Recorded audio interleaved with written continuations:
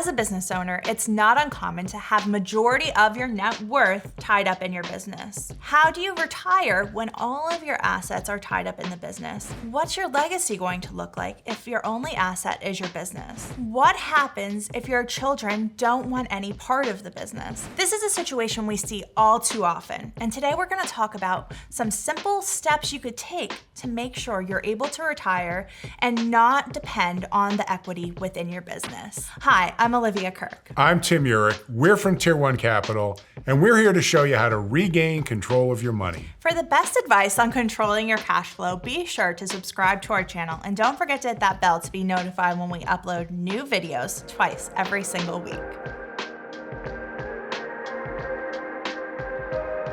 Do you realize that over 80% of all businesses are first-generation businesses, meaning that the founder of the business started the business and is still operating and working in the business? Also, less than 30% of all businesses make it to the second generation. So there's a great probability that for whatever reason, your children will not take over the business. Let's face it, kids these days have minds of their own.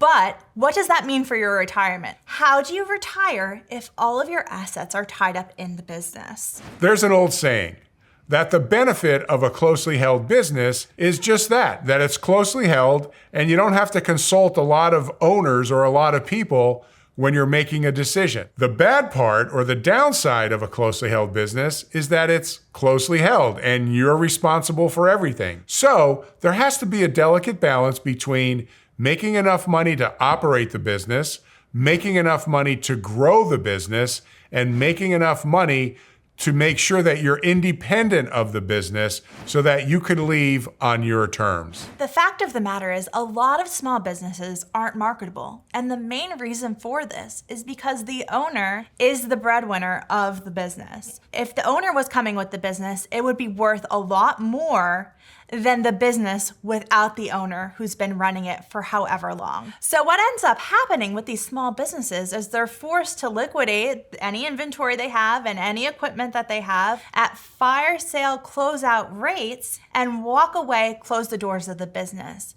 for a fraction of the price that they would have got had they been able to sell the business as a whole. So the danger is that you pour all of your profits back into the business. By doing so, you're literally locking up that money inside your business and setting yourself up where you may never be able to get the value of the money you actually put in, let alone a profit. Leave us a comment down below. Do you have any experience with starting or selling a business? When you first start your business, it's important to reinvest the profits so you're able to grow and expand. But as your business matures, it's even more important to diversify so that you have liquidity, use, and control of an asset and also have your business to provide income for you and your family. How do you continue to operate and grow your business while at the same time making sure that your future or your exit strategy is independent on having to sell the business? We recently came across a situation with one of our longtime clients who was a business owner for 37 years. And he had an offer to sell his business. But because he had over 2 times the value of the business and other assets, he didn't have to take the first offer that came along, and he was able to wait for the best offer to present itself. As with any financial planning, taking steps early on to secure your financial future is best. And it's never too late to start planning. By taking these steps to secure your financial future, you're setting yourself up for success in retirement and also securing your legacy for your family. So you're not dependent on the sale of the business for your livelihood. Instead, you have a pool of cash that you have access to along the way and the business to help support your income for you and your family. This individual took the best offer that was on his terms. By selling his business and getting the best price possible, it was just sort of like frosting on the cake. You see, he wasn't dependent on the sale of his business for retirement. Instead, he had money set aside that he had full liquidity, use, and control that he spent years accumulating so that he wouldn't have to be dependent on the sale of that business in order to retire. You see, with cash comes control. And that's the lens which we look through to make sure that our clients are making the best decisions possible and setting themselves up for growth today and also security in the future.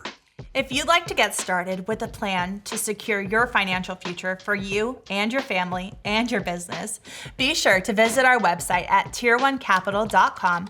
Feel free to schedule a free strategy session. We'd love to chat with you. Also, if you like this video, please be sure to give us a thumbs up and don't forget to subscribe. Thank you so much for watching our video. And remember, it's not how much money you make. It's how much money you keep that really matters.